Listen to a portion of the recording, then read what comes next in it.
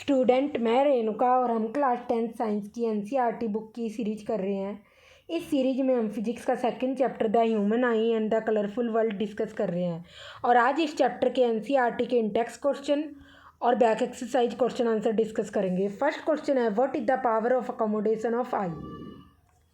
हम सभी की आइस में जो आई लेंस होता है वो कॉन्वेक्स लेंस होता है और उस कॉन्वेक्स लेंस की फोकल लेंथ को सिलियरी मसल्स की हेल्प से चेंज किया जा सकता है। जब हम दूर की चीज़ों को देखते हैं तो उस केस में सिलियरी मसल्स रिलैक्स हो जाती है, जिससे कि लेंस हमारा पतला हो जाता है और लेंस पतला हो गया तो लेंस की फोकल लेंथ इंक्रीज होगी, जिससे कि पावर कम होगी और इससे हम दूर की चीज़ों को अच्छे से देख पाते हैं, क्योंकि इमेज जो है रेटिना पर ही बनती है। और जब हम नियर बाई ऑब्जेक्ट को देखते हैं, पास की चीज़ों को देखते हैं, तो उस केस में सिलियरी मसल सिकुड़ जाती है, जिससे कि आपका आई लेंस मोटा हो जाता है। आई लेंस मोटा हो गया इसलिए फोकल लेंथ कम होगी, फोकल लेंथ कम होगी तो लेंस की कन्वर्जिंग पावर इंक्रीज होगी और इस केस में भी इमेज आपकी रेटिना पर ही बनेगी और आप उस ऑब्जेक्ट को प्रॉपरली देख पाओगे। तो जो हमारी आइज़ की एबिलिटी होती है हमारे आई लेंस की फोकल लेंथ को चेंज करने की, जिससे इमेज हमेशा रेटिना पर ही बने, तो इस पावर को ही हम बोलते हैं power of accommodation of eye. Next question आपका है, person with myopic eye can't see object beyond 1.2 metre, what should be the type of corrective lens use to restore proper vision. तो हम कहते हैं एक नॉर्मल आई के लिए जो फार पॉइंट होता है वो इन्फिनिटी होता है। इट मीन्स हम डिस्टेंट ऑब्जेक्ट को इन्फिनिटी तक देख सकते हैं और जो नियर पॉइंट होता है 25 सेंटीमीटर होता है। तो इसलिए जब भी आप बुक रीडिंग करो तो 25 सेंटीमीटर की डिस्टेंस पर रखोगे, तभी आप प्रॉपरली उस बुक को रीड कर पाओगे। तो ये पर्सन जिसे मायोपिया है वो 1.2 मीटर के बियॉन्ड नहीं दे सकता, तो इट मीन्स इस पर्सन का जो फार पॉइंट है वो इन्फिनिटी ना रहकर अब 1.2 मीटर हो गया, बिकॉज इसे मायोपिया है। तो इस केस में जब भी हमारी दूर की नज़र कमज़ोर होती है तो उसके करेक्शन के लिए हम कॉन्केव लेंस यूज करते हैं सुटेबल पावर का। नेक्स्ट क्वेश्चन है, what is the far point and near point of human I with normal vision. तो हम सभी ने कहा है कि जैसे कि जब हम नॉर्मल विजन के लिए फार पॉइंट की बात करते हैं तो वो इन्फिनिटी होता है और नियर पॉइंट की बात करते हैं जब नॉर्मल विजन के लिए तो वो 25 सेंटीमीटर होता है हमारी आईज से डिस्टेंस। नेक्स्ट क्वेश्चन है, student has difficulty in reading the black board while sitting in the last row, what could be the defect the child is suffering from and how can it be corrected। तो obviously यहाँ पर जो बच्चा है black board से दूर बैठा हुआ है और उसको ब्लैक बोर्ड पर लिखा हुआ प्रॉपरली विजिबल नहीं हो रहा, तो वो मायोपिया या जिसे हम शॉर्ट साइटेडनेस कहते हैं वो डिफेक्ट है उसकी आइज़ में। और मायोपिया के केस में हम हमेशा करेक्शन के लिए कॉन्केव लेंस का यूज करते हैं सुटेबल पावर का। अब हम एनसीईआरटी के back exercise question answer discuss करेंगे और फर्स्ट क्वेश्चन है, the human I can focus of object at different distances bye adjusting focal length of the eye lens. तो जो हमारी आई है वो फोकस कर सकती है डिफरेंट डिस्टेंसेस पर हमारे आई लेंस की फोकल लेंथ को चेंज करके। तो ये किस कारण होता है, ऑब्वियसली इसे हम पावर ऑफ अकोमोडेशन ऑफ आई कहते हैं, अभी हमने डिस्कस किया था। नेक्स्ट क्वेश्चन है यहाँ पर, जो हमारी ह्यूमन आई है वो forms the image of object, obviously retina पर हमेशा आपकी ऑब्जेक्ट की इमेज बनेगी, यही स्क्रीन की तरह काम करती है, तो रेटिना इसका करेक्ट आंसर होगा। Next, the least distance of vision for a young adult for with normal vision is about. तो सबसे कम डिस्टेंस एक नॉर्मल विजन के लिए होती है किसी भी ऑब्जेक्ट को यहाँ पर देखने के लिए 25 सेंटीमीटर, जो कि हमारा नियर पॉइंट होता है। इससे कम डिस्टेंस पर रखी ऑब्जेक्ट को हम कभी भी अच्छे से नहीं देख पाएंगे। तो इसका मतलब ये नहीं है आपकी पास की नज़र कमज़ोर है, क्योंकि जो हमारा लिस्ट डिस्टेंस होती है वो 25 सेंटीमीटर होती है, तो इतनी डिस्टेंस पर रखकर आपको बुक रीडिंग करनी चाहिए। नेक्स्ट है यहाँ पर, change in focal length of eye lens is called by, अभी हमने डिस्कस किया है फोकल लेंथ में चेंज आप आई लेंस के सिलियरी मसल्स की हेल्प से होता है।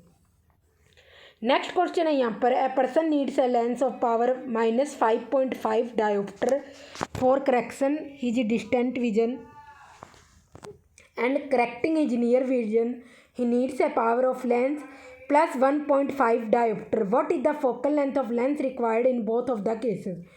तो हम कहते हैं जब भी हम डिस्टेंट विजन की बात करते हैं उसमें करेक्शन करने के लिए हमें जो लेंस चाहिए होता है वो कॉनकेव लेंस होता है, और कॉनकेव लेंस की पावर और फोकल लेंथ दोनों ही नेगेटिव होते हैं। और जो हमारी नियर विजन का डिफेक्ट होता है इसके करेक्शन के लिए हमें कॉन्वेक्स लेंस की ज़रूरत होती है, और कॉन्वेक्स लेंस की पावर और फोकल लेंथ दोनों ही पॉजिटिव होते हैं, इसलिए ये यहाँ पर पॉजिटिव दे रखा है। तो अब आप देखोगे डिस्टेंट विजन के केस में हमारी यहाँ पर जो लेंस और हम यूज करते हैं वो कॉनकेव लेंस होता है। कॉनकेव लेंस की पावर हमेशा नेगेटिव होती है, जो कि दे रखे हमें -5.5 डायोप्टर, डी यूनिट है जिसे हम डायोप्टर बोलते हैं। ये पी फॉर पावर है।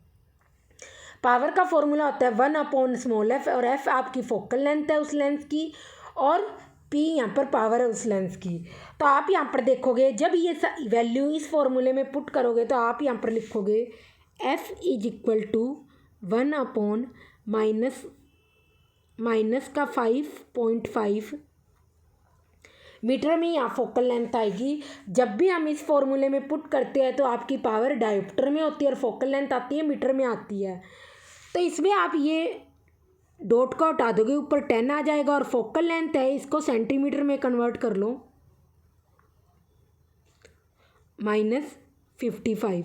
तो जब आप इसको सॉल्व करोगे तो आपके पास आंसर आ जाएगा यहाँ पर -18.18 सेंटीमीटर। तो ये यहाँ पर आपका करेक्ट आंसर होगा इस क्वेश्चन का। अब नेक्स्ट केस में यहाँ पर आपकी पावर है जो लेंस की कॉन्वेक्स लेंस यूज कर रहे हैं डिफेक्ट के लिए, उसके करेक्शन के लिए। तो आप यहाँ पर देखोगे लेंस की पावर पॉजिटिव है तो फोकल लेंथ हो जाएगी F = 1/1.5, और ये मीटर में आएगी। ये 0 आ गया, और ऊपर अब इसको सेंटीमीटर में कन्वर्ट कर लेंगे तो 100 से मल्टीप्लाई कर देंगे, ये आ गया सेंटीमीटर में। तो F आ जाएगा प्लस का 66.66 सेंटीमीटर। ये आपका करेक्ट आंसर होगा। तो आपको ये पता होना चाहिए कि नियर विजन के केस में करेक्शन के लिए हम कॉन्वेक्स लेंस यूज करते हैं, और जबकि जब हमारी डिस्टेंट विजन यहाँ पर वीक होती है तो उस केस में हम यहाँ पर कॉनकेव लेंस यूज करते हैं। ये दोनों चीज़ें पता होनी चाहिए तो ही आपको पावर और फोकल लेंथ का पता होगा। नेक्स्ट क्वेश्चन है यहाँ पर आपका, the far point of a myopic person is 80 centimetre in front of the eye, what is the nature and power of lens required to correct the problem. तो सबसे पहले हम देखते हैं, हमने कहा कि जो मायोपिया होता है जिस पर्सन को, उसका फार पॉइंट इन्फिनिटी ना रहकर कम हो जाता है। तो आप देखोगे इस पर्सन को मायोपिया है और इसका फार पॉइंट ये रह गया O पॉइंट पर। तो इतनी डिस्टेंस तक जो उसकी आई से प्रॉपरली विजिबल कर सकती है उस ऑब्जेक्ट को। तो इस केस में इस ऑब्जेक्ट से जो रेज आ रही है पहले कॉर्निया से पास होगी, फिर लेंस से पास होते ही रेटिना पर आपकी इस ऑब्जेक्ट की इमेज बनेगी। और ये ओनली यहाँ तक अगर ऑब्जेक्ट रखा हुआ है कहीं पर भी यहाँ पर इस डिस्टेंस में, तो उस ऑब्जेक्ट को आपकी आइज प्रॉपरली देख सकती है। पर अगर इन्फिनिटी पे ऑब्जेक्ट रखा हुआ है या इस डिस्टेंस से आगे डिस्टेंस पर ऑब्जेक्ट रखा हुआ है, तो उस केस में जो भी रेज आती है, हम कह रहे हैं जब भी इन्फिनिटी पे ऑब्जेक्ट रखा होता है तो दूर से जब भी रेज आती है ऑब्जेक्ट की तो वो हमेशा एक दूसरे के भी पैरेलल होती है और प्रिंसिपल एक्सिस की भी पैरेलल होती है। ये पैरेलल रेज दिखाई गई है। जैसे ही ये कॉर्निया और यहाँ पर लेंस से पास होगी तो जो आपकी इमेज है रेटिना पर ना बनकर रेटिना के सामने यहाँ पर बन रही है, क्योंकि सारी रेज यहीं पर कन्वर्ज हो रही है। तो इमेज आपकी इस पॉइंट पर बन रही है यहाँ पर। अब इमेज रेटिना पर नहीं बन रही तो ऑब्वियसली इस केस में आप जो ये मायोपिक पर्सन है की आई है वो इस ऑब्जेक्ट को देख ही नहीं पाएगी। तो इसके करेक्शन के लिए हम यहाँ पर देख रहे हैं जो ये पैरेलल रेज आ रही है इन्फिनिटी पे जो ऑब्जेक्ट रखा हुआ है, तो सबसे पहले कॉनकेव लेंस से पास होगी। कॉनकेव लेंस इन रेज को यहाँ पर डाइवर्ज कर देगा और बैकवर्ड जब आप एक्सटेंड करोगे तो यहाँ पर आपको इस ऑब्जेक्ट की जो इन्फिनिटी पे रखा हुआ है उसकी एक वर्चुअल इमेज मिलेगी ओ पॉइंट पर, जहाँ पर आपकी आइज उस ऑब्जेक्ट को प्रॉपरली देख सकती है। अब आपके आई लेंस के लिए जो ये इमेज है ऑब्जेक्ट का काम कर गई और इस इमेज से जो भी रेज आ रही है आपके आई लेंस से पास होती हुई यहाँ पर रेटिना पर इमेज फॉर्म होगी। तो कुल मिलाकर आपकी आइज इस पॉइंट तक देख सकती थी, इसलिए कॉनकेव लेंस है जो ऑब्जेक्ट इन्फिनिटी पे रखा हुआ है या इस डिस्टेंस से दूर रखा हुआ है उसकी आपको एक वर्चुअल इमेज क्रिएट करके दे रहा है इस पॉइंट पर जहाँ तक आपकी आइज़ प्रॉपरली देख सकती है। सो इस केस में आपकी जो इमेज है ऑब्जेक्ट की जो कि इवन इन्फिनिटी पे रखा हुआ है वो आपकी रेटिना पर ही बने। तो जो यहाँ पर करेक्टिव लेंस है इसका जस्ट यूज यही है कि वर्चुअल इमेज को क्रिएट करना जिससे कि आपकी इमेज है ऑब्जेक्ट की आपकी रेटिना पर ही बने। तो आप देखोगे जो ऑब्जेक्ट की डिस्टेंस है लेंस के लेफ्ट साइड रखा हुआ है इन्फिनिटी पे है तो वो माइनस इन्फिनिटी होगा। जो इमेज बन रही है इस लेंस के लिए कॉन्केव लेंस के लिए वर्चुअल इमेज है और ये भी आप इसकी भी डिस्टेंस यहाँ पर इमेज की डिस्टेंस भी नेगेटिव होएगी। तो इसलिए इस क्वेश्चन में दे रखा है जो फार पॉइंट है पर्सन का वो माइनस का 80 सेंटीमीटर है, ऑब्जेक्ट की डिस्टेंस है वो माइनस इन्फिनिटी है, फोकल लेंथ यहाँ पर एफ से शो हो रही है। तो लेंस फॉर्मूला होता है 1/v - 1/u = 1/f। तो सारी की सारी वैल्यू जब इसे पुट करोगे तो 1/v है माइनस का 1/80, u है माइनस का 1/∞ = 1/f आ गया। तो कुल मिलाकर जब आप इसको सोल्व करोगे किसी भी नंबर को जब आप इन्फिनिटी से डिवाइड करोगे तो वो हमेशा जीरो आएगा। तो ये टर्म आपकी सारी की सारी जीरो हो जाएगी। तो इस केस में आपकी फोकल लेंथ आ जाएगी माइनस का 80 सेंटीमीटर। बट हम सभी को पता है पावर के केस में जो हम फोकल लेंथ लेते हैं वो मीटर में लेते हैं। तो फोकल लेंथ को यहाँ पर मीटर में कन्वर्ट कर देंगे तो माइनस का 0.8 मीटर आ जाएगी। और जब इस फॉर्मूले में पुट करेंगे 1/f में तो ये आ जाएगा 1/-0.8। और इसको जब फर्दर आप सोल्व करोगे तो आप यहाँ पर देखोगे जो आपका आंसर है वो आ जाएगा P = माइनस का 1.25 डायोप्टर इसका फाइनल आंसर होगा। तो ये इसका फाइनल आंसर होगा। अब इसमें पूछा कि लेंस कौन सा यूज होगा, कॉन्केव लेंस यूज होगा और पावर ऑफ लेंस यहाँ पर है -1.25 डायोप्टर। अब नेक्स्ट क्वेश्चन देखेंगे। जब हम नियर विजन की बात करते हैं तो हम कहते हैं उसमें अगर डिफेक्ट हो तो जो हमारा नियर पॉइंट है वो 25 सेंटीमीटर ना रहकर उससे ज़्यादा हो जाता है। तो आप देखोगे जो एक हाइपर मेट्रोपिक आई की हम बात कर रहे हैं तो उस केस में आपका नियर पॉइंट ये हो जाएगा। और जब यहाँ पर ऑब्जेक्ट रखा हो तो उस केस में जो भी रेज आ रही है उससे आपकी जो इमेज है हमेशा रेटिना पर बनेगी। बट अगर ऑब्जेक्ट इससे कम डिस्टेंस पर रखा होगा तो उस केस में आप यहाँ पर देखोगे अगर आपका ऑब्जेक्ट यहाँ पर रखा हुआ है तो उस केस में जो इमेज बन रही है आपकी रेटिना के पीछे बन रही है। अब रेटिना के पीछे बन रही है तो इमेज को क्या करना है, थोड़ा सा पीछे की ओर खिसकाना है। तो कुल मिलाकर जो रेज है ऑब्जेक्ट से आने वाली उनको पहले कन्वर्ज कराना है। तो इस केस में आप यहाँ पर देखोगे जो आपका ऑब्जेक्ट है यहाँ पर रखा होगा तो आप अगर हम यहाँ पर कॉन्वेक्स लेंस यूज करते हैं और जब भी हमारा ऑब्जेक्ट पास हो तो उससे जब भी रेज आती है तो हम कहते हैं वो हमेशा डाइवर्ज होती है। तो देखो इस ऑब्जेक्ट से जो रेज आ रही है वो डाइवर्ज हो रही है, एक दूसरे से अलग अलग हो रही है। और जैसे ही इस कॉन्वेक्स लेंस जो कि करेक्टिव लेंस हम यूज कर रहे हैं इससे पास हो रही है तो इसको जब बैकवर्ड एक्सटेंड करोगे तो आप देखोगे ये रेज यहाँ पर इस पॉइंट पर मिल रही है जहाँ तक आपकी आईज इसको प्रॉपरली देख सकती है ऑब्जेक्ट को। तो ये कॉन्वेक्स लेंस इस ऑब्जेक्ट की यहाँ पर वर्चुअल इमेज बना के दे रहा है और इस वर्चुअल इमेज से जो रेज आ रही है हमारे आई लेंस से पास होने के बाद इमेज कहाँ बनेगी, रेटिना पर ही बनेगी। तो कुल मिलाकर कॉन्वेक्स लेंस यहाँ पर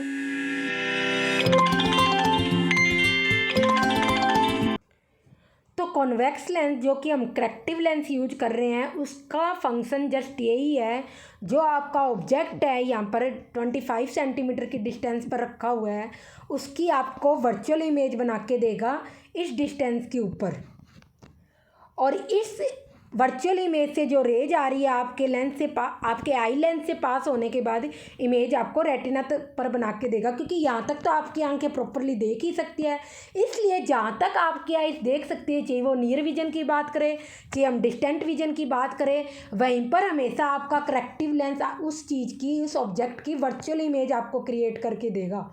तो यही काम होता है, चाहे आप डिस्टेंट विजन की बात करें अगर वो कमज़ोर है या नियर विजन की बात करें वो कमज़ोर है। तो जो नेक्स्ट आपका क्वेश्चन है वो नियर विजन में डिफेक्ट के रिगार्डिंग ही है। Make a diagram to show how hypermetropia is corrected. The near point of hypermetropic eye is 1 metre, what is the power of lens required to correct this defect. अब ये आपको नीचे वाला point दे रखा है, नहीं दे रखा होगा तब भी आपको खुद पता होना चाहिए कि जो आपका ऑब्जेक्ट है यहाँ पर 25 सेंटीमीटर की डिस्टेंस पर रखा हुआ है लेंस के लेफ्ट साइड दे रखा है। अगर नहीं भी दे रखा होगा तो खुद ही आपको पता होगा। और जो इसका डायग्राम बनाना है वो आपको डायग्राम ये बनाना है करेक्टिव लेंस के लिए। और अगर आपको हाइपरमेट्रोपिक आई का डायग्राम बनाना हो तो ये दोनों ही केस वहाँ पर शो करने पड़ेंगे, दोनों ही केस आपको दिखाने पड़ेंगे। ठीक है, ये चीज़ ध्यान रखना। तो यहाँ पर आपका ऑब्जेक्ट है -25 सेंटीमीटर आएगा, क्योंकि आपका जो ऑब्जेक्ट है यहाँ पर लेंस के लेफ्ट साइड रखा हुआ है। तो जब भी लेंस से आप लेफ्ट साइड की डिस्टेंस मेजर करोगे वो हमेशा नेगेटिव आएगी। और जो आपका यहाँ पर नियर पॉइंट है वो -100 सेंटीमीटर होगा, क्योंकि यहीं पर आपकी इसका ऑब्जेक्ट की वर्चुअल इमेज बन रही है। तो जब इस लेंस फॉर्मूला में पुट करेंगे वैल्यू तो यहाँ पर आ जाएगा -1/100 -25 इज इक्वल टू 1/f। ये फोकल लेंथ होगी। तो इसको फर्दर सोल्व करेंगे तो आप यहाँ पर देखोगे -1/100, ये माइनस माइनस यहाँ पर प्लस हो जाएगा, 25 इज इक्वल टू 1/f। तो 100 इसका आप एलसीएम ले लो, तो ये एलसीएम आ गया 100 -1। 100 को जब 25 से डिवाइड करोगे तो आपके पास यहाँ पर आ जाएगा +4 इज इक्वल टू, ये आपकी आ गई 1/f की वैल्यू। तो आपके पास 1/f की वैल्यू आ गई 3/100। और कुल मिला के आपके पास फोकल लेंथ आ गई यहाँ पर 100/3 सेंटीमीटर में। यहाँ पर आपकी फोकल लेंथ आएगी, क्योंकि जो हमारी डिस्टेंस है इमेज और ऑब्जेक्ट की वो भी सेंटीमीटर में दे रखी है। तो ये हो जाएगी 100/3 सेंटीमीटर। अब पावर निकालने के लिए हम सभी को पता है हमें फोकल लेंथ को यहाँ पर मीटर में कन्वर्ट करना पड़ेगा। तो जो 100 से डिवाइड करेंगे तो ये आ जाएगा 1/3 मीटर। अब इस फॉर्मूले में पुट करने पर यहाँ पर P is equal to 1/f, f की वैल्यू है 1/3। तो कुल मिलाकर आपके पास यहाँ पर आ जाएगी +3 डायोप्टर आ जाएगी, जो पावर है कॉन्वेक्स लेंस की। तो आप देखोगे यहाँ पर कॉन्वेक्स लेंस के केस में फोकल लेंथ भी पॉजिटिव आ रही है और पावर भी पॉजिटिव आ रही है। जो हम ये लेंस की बात कर रहे हैं ना करेक्टिव लेंस की, इस केस में हमारा कॉन्वेक्स लेंस यूज हो रहा है। नेक्स्ट क्वेश्चन है यहाँ पर आपका, a normal eye why is a normal eye not able to see clearly object placed closer than 25 centimetre. Because ciliary muscles होती है, जब भी हम दूर की चीज़ों को देखते हैं तो उस केस में रिलैक्स हो जाती है। जो सिलियरी मसल से आपका आई लेंस कनेक्टेड होता है, अटैच होता है, तो जब सिलियरी मसल रिलैक्स होगी तो लेंस आपका पतला हो जाएगा, जिससे आप दूर की चीज़ों को देख पाओगे। और जब आप पास की चीज़ों को देखेंगे तो उस केस में सिलियरी मसल सिकुड़ जाएगी, क्योंकि उससे अटैच है, तो लेंस आपका मोटा हो जाएगा। लेंस अगर मोटा हो गया तो फोकल लेंथ लेंस की कम होगी, फोकल लेंथ कम होगी तो लेंस की पावर इंक्रीज हो जाएगी, कन्वर्जिंग पावर इंक्रीज हो जाएगी, क्योंकि पावर लेंस की फोकल लेंथ के इन्वर्सली प्रोपोर्शनल होती है। इन्वर्सली प्रोपोर्शनल मतलब एक चीज़ बढ़ेगी तो दूसरी घटेगी। अब यहाँ पर फोकल लेंथ घट रही है तो पावर बढ़ेगी, और अगर एक घटेगी तो दूसरी बढ़ेगी, तो इसलिए पावर यहाँ पर इंक्रीज हो जाएगी, जिससे आप पास की चीज़ों को देख पाते हो। तो जो आप कहोगे सिलियरी मसल्स होती है मैक्सिमम इतना ही सिकुड़ सकती है, तो आप कहोगे जो आपका आई लेंस है इससे ज़्यादा मोटा नहीं हो सकता। जब आपका ऑब्जेक्ट 25 सेंटीमीटर की डिस्टेंस पर रखा हुआ है तो ओनली उस केस में आपकी जो आई है आपकी उस ऑब्जेक्ट को प्रॉपरली देख पाएगी। उससे कम डिस्टेंस पर अगर ऑब्जेक्ट रखा होगा तो आपका जो आई लेंस है इससे ज़्यादा मोटा नहीं हो सकता। तो कुल मिलाकर लेंस अगर मोटा नहीं होगा उससे ज़्यादा, तो फोकल लेंथ भी यहाँ पर उससे ज़्यादा कम नहीं होगी। अगर और कम नहीं होगी फोकल लेंथ तो लेंस की पावर भी ज़्यादा इंक्रीज नहीं हो सकती। और बिकॉज हम यहाँ पर कन्वर्जिंग पावर की बात कर रहे हैं, जब ऑब्जेक्ट से आने वाली रेज कन्वर्ज ही नहीं होगी क्योंकि लेंस उतनी कन्वर्जिंग पावर नहीं लगा पा रहा, तो कुल मिलाकर जो आपकी इमेज है वो रेटिना पर आपको मिलेगी ही नहीं। तो इसलिए हम कहते हैं कि जब आपका ऑब्जेक्ट है 25 सेंटीमीटर से कम रखा हुआ है तो कभी भी आपको वो प्रॉपरली विजिबल नहीं होगा, क्योंकि जो आपका आई लेंस है उससे ज़्यादा फोकल लेंथ को यहाँ पर चेंज नहीं कर सकता और ना उससे ज़्यादा कन्वर्जिंग पावर लगा सकता। तो ये इसका रीज़न है। नेक्स्ट क्वेश्चन है यहाँ पर, what happen to the image distance in the eye when increase the distance of object from the eye. तो हम कहते हैं जब भी आप ऑब्जेक्ट की डिस्टेंस इंक्रीज करो या डिक्रीज करो, जब हम दूर की चीज़ों को देखेंगे तो आई से हमारी ऑब्जेक्ट की डिस्टेंस बढ़ जाएगी, पास की चीज़ों को देखेंगे तो उस केस में आई से ऑब्जेक्ट की डिस्टेंस घट जाएगी। बट जो आपकी इमेज है हमेशा रेटिना पर ही बनेगी, वो कभी चेंज नहीं होगी जब हम एक नॉर्मल विजन की बात कर रहे हैं। तो बस यही इसका आंसर होगा, जो इमेज की डिस्टेंस है वो बिल्कुल भी चेंज नहीं होगी। और बहुत अच्छा क्वेश्चन है, और ये हमने PYQ में भी डिस्कस किया था, ये क्वेश्चन पूछा हुआ है, ये दोनों ही क्वेश्चन। इवन NCERT का हर एक क्वेश्चन आपको किसी ना किसी एग्जाम में पूछा ही हुआ है। नेक्स्ट क्वेश्चन है, how does the sky appear to astronaut in the space और a passenger of jet plane flying at high altitude. High altitude मतलब जो एक पैसेंजर है जेट प्लेन में बैठा हुआ है, हाई एल्टीट्यूड मतलब ऊंचाई पर उड़ रहा है, या फिर एस्ट्रोनॉट है जो स्पेस में, उसको स्पेस कैसा दिखाई देता है, तो उसको जो स्पेस में जो आकाश है वो हमेशा काला दिखाई देगा, बिकॉज जो हमारी अर्थ है वो एटमॉस्फेयर है उसके चारों ओर, और उसके अंदर बहुत सारे जैसे कि डस्ट पार्टिकल है, स्मोक पार्टिकल्स है, वाटर ड्रॉपलेट्स है, एयर मॉलिक्यूल्स है। एयर का मेजर कंपोनेंट्स यहाँ पर होते हैं यहाँ पर ऑक्सीजन, नाइट्रोजन, इसके अलावा CO2 भी आप बोल सकते हो, और भी अदर गैसेस होती है। तो इनके जो मॉलिक्यूल्स है वो भी प्रेजेंट है एटमॉस्फेयर में। तो इसलिए जब लाइट हमारी हम कहते हैं कि जब भी सनलाइट आती है तो उस केस में वो इन जो एयर मॉलिक्यूल्स होते हैं इनसे स्कैटर हो जाती है, और ब्लू कलर सबसे ज़्यादा स्कैटर होता है, क्योंकि और अदर कलर्स होते हैं। जब हम सनलाइट की बात करते हो तो उसमें 7 कलर्स प्रेजेंट होते हैं विबग्योर। ये सारे लेटर्स है, और हर एक लेटर एक कलर को रिप्रेजेंट कर रहा है। V means violet, R means red, G means green, तो ऐसे करके सारे के सारे। तो हम कहते हैं वॉयलेट कलर की वेवलेंथ सबसे कम होती है, और इसके अलावा ब्लू कलर की भी वेवलेंथ सबसे कम होती है। तो हम जब बात करेंगे जो एयर मॉलिक्यूल्स होते हैं उनका जो साइज होता है वो ब्लू कलर को स्कैटर करने के लिए इनफ होता है ज़्यादा, क्योंकि वो छोटे होते हैं। तो और कलर्स होते हैं उनको वहाँ पर स्कैटर नहीं कर पाएगा, ओनली ब्लू लाइट को ही यहाँ पर स्कैटर करता है, क्योंकि उसकी वेवलेंथ उसके अंडर में आती है। तो उनसे जैसे ही पार्टिकल्स हिट होंगे कोलाइडेड पार्टिकल्स से, यहाँ पर जो एयर मॉलिक्यूल्स आपके कोलाइडेड पार्टिकल्स काउंट होते हैं, तो जैसे ही सनलाइट आपकी इन एयर मॉलिक्यूल से हिट होएगी तो डिफरेंट डिफरेंट डायरेक्शन में रैंडमली स्प्रेड हो जाएगी, जिससे कि आपको स्काई ब्लू दिखाई देता है। बट जब हम स्पेस में जाएंगे तो वहाँ से अगर आकाश देखेंगे तो स्पेस के अंदर तो वहाँ पर तो कोई एटमॉस्फेयर प्रेजेंट नहीं है, ये तो सिर्फ अर्थ का एटमॉस्फेयर है जिससे लाइट स्कैटर हो रही है, ब्लू लाइट। तो वहाँ पर जब कोई एटमॉस्फेयर ही प्रेजेंट नहीं है तो सनलाइट स्कैटर भी नहीं होएगी। जब स्कैटर ही नहीं होएगी तो कुल मिलाकर आपको जो आकाश है जैसा है वैसा ही दिखाई देगा। रियल में तो जो स्काई होता है वो ब्लैक होता है। तो इसलिए हमें जो जब स्पेस में एस्ट्रोनॉट होगा या फिर कोई पैसेंजर जेट प्लेन में बैठा हुआ है तो उसे भी वो जो आकाश है जो स्काई है वो ब्लैक ही दिखाई देगा, क्योंकि ऊपर स्काई जब हम स्पेस की बात करते हैं तो वहाँ पर कोई एटमॉस्फेयर प्रेजेंट नहीं है। तो जैसे जैसे हम अर्थ से ऊपर की ओर जाते हैं स्पेस के अंदर तो वैसे वैसे वहाँ पर डेंसिटी कम होती जाती है, क्योंकि जो डस्ट पार्टिकल है, स्मोक है, एयर है, वो सारी धीरे धीरे जैसे जैसे हम ऊपर जाएंगे वहाँ पर कम होती जाएगी। इसीलिए जब हम स्पेस में जाते हैं तो ऑक्सीजन जो सिलेंडर होता है वो हम साथ में लेके जाते हैं, क्योंकि वहाँ पर धीरे धीरे जैसे जैसे ऊपर चढ़ते जाएंगे ऑक्सीजन की कमी होती जाती है। नेक्स्ट यहाँ पर क्वेश्चन है यहाँ पर, why do planets not twinkle. अब जब भी हम बात करते हैं, जैसे कि अगर हम एक स्टार की बात करें या सनलाइट की बात करें, हम सबसे पहले स्टार की बात करते हैं तो स्टार हमारी अर्थ से बहुत ज़्यादा दूर है, और हमारे लिए क्या हो रहा है, स्टार से जो लाइट आ रही है एक पॉइंट सोर्स से लाइट आ रही है। अब एक पॉइंट सोर्स से लाइट आ रही है तो ऑब्वियसली बीच में हम कहते हैं जैसे जैसे हम अर्थ से ऊपर की ओर जाते हैं डेंसिटी कम होती जाती है, क्योंकि जो हमारा एटमॉस्फेयर है डिफरेंट डिफरेंट लेयर्स में यहाँ पर डिवाइडेड होता है, stratosphere, troposphere, exosphere, mesosphere, thermosphere. तो हर एक लेवल की अपनी अपनी डेंसिटी होती है, और इवन वो डेंसिटी भी यहाँ पर फिक्स्ड नहीं है, वो भी चेंज होती रहती है, कभी कम क्यों ज़्यादा, क्योंकि जो हमारा एटमॉस्फेयर है हर एक मोमेंट में चेंज होता रहता है।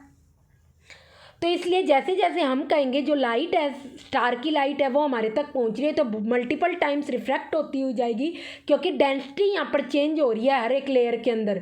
तो जब हमारे तक पहुंचेगी तो कभी लाइट ज़्यादा पहुंच जाती है रिफ्रैक्टेड लाइट, और कभी लाइट कम पहुंच जाती है। ज़्यादा लाइट पहुंचेगी तो हमें वो स्टार ब्राइट दिखाई देगा, कम लाइट पहुंचेगी तो वो स्टार कम ब्राइट दिखाई देगा। तो कम लाइट पहुंचेगी, और एक केस ऐसा भी आएगा है कि जब हमारे पास लाइट पहुंचेगी नहीं, तो इसलिए हमें जो स्टार्स है वो ट्विंकलिंग करते हुए दिखाई देते हैं, क्योंकि हम तो एक फिक्स्ड पोजीशन पर खड़े हैं। ऐसे तो नहीं है हम हर एक मोमेंट में खड़े, हर एक मोमेंट में चेंज हो रहे हैं, क्योंकि वो लाइट है जो स्टार्स है वो तो हर एक मोमेंट में हमारे पास पहुँच रही है, तो कभी पहुँच जाएगी कभी नहीं पहुँचेगी, तो इसलिए हमें वो स्टार ट्विंकल होता हुआ दिखाई देगा। जबकि हम यहाँ पर प्लैनेट्स की बात करें, सबसे पहले तो प्लैनेट्स हमसे ज़्यादा डिस्टेंस पर नहीं लोकेटेड है, पास ही है अर्थ के। सेकंड थिंग, जो प्लैनेट्स है बहुत बड़े हैं, क्योंकि पास ही लोकेटेड है। इवन स्टार भी हो सकता है प्लैनेट से ज़्यादा बड़े हो, पर उनकी डिस्टेंस बहुत ज़्यादा है अर्थ से। तो जो प्लैनेट्स है हम कह सकते हैं कि बहुत सारे पॉइंट सोर्स का ये यहाँ पर एक ग्रुप है। तो अगर ये प्लैनेट है गोल, तो इसमें अगर एक सोर्स से यहाँ पर लाइट आ रही है, तो दूसरे सोर्स से हो सकता है लाइट बेंड होकर रिफ्लेक्ट होकर आपके पास ना पहुँचे। पर एक सोर्स से जो लाइट आ रही है, दूसरे सोर्स से लाइट नहीं आ रही, उसका इफेक्ट कौन नलीफाई कर देगा? जिस सोर्स से लाइट आ रही है।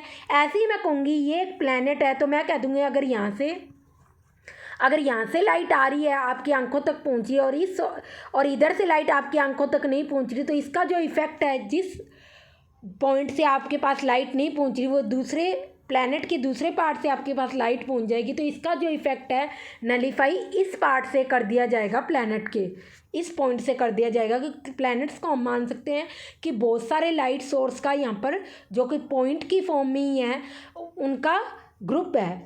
तो इसलिए कुल मिलाकर आप यहाँ पर देखोगे प्लैनेट्स बड़े हैं हमारी और हमारी अर्थ से ज़्यादा दूर भी नहीं है।